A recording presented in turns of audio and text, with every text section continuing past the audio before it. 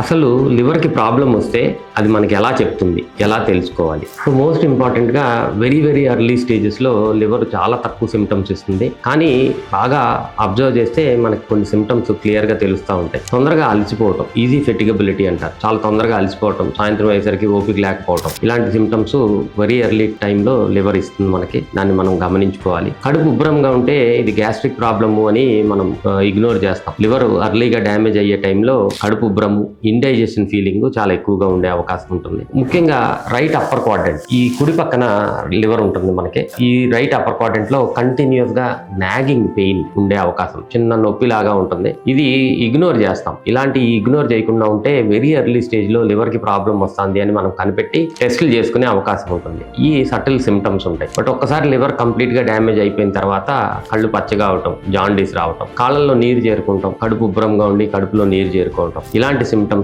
Late stage లో liver symptoms అని చెప్పుకోవచ్చు. సో అర్లీ స్టేజ్ లో మనం కనిపెట్టుకోగలిగితే లివర్ డిసీజెస్ ఏదైనా సరే దాని కారణాన్ని కనుక్కుని కంప్లీట్ గా రివర్స్ చేసుకునే అవకాశం ఉంటుంది. కాబట్టి ఈ ఎర్లీ సిమ్టమ్స్ అనేది చాలా ముఖ్యము. ఎవరికైనా సరే ఈ ఫెటీగ్ ఎక్కువగా అనిపించిన, కడుపు రైట్ సైడ్ అప్పర్ అబ్డామిన్ లో పెయిన్ అనిపించిన, ఇండైజెషన్ ప్రాబ్లమ్స్ తో మనం సఫర్ అవుతున్న లివర్ గురించి పరీక్షలు కంపల్సరీ చేయించుకుంటే డెఫినెట్ గా వెరీ ఎర్లీ స్టేజ్ లో ఏమన్నా లివర్ కి డ్యామేజ్ ఉన్నా మనం తెలుసుకునే అవకాశం.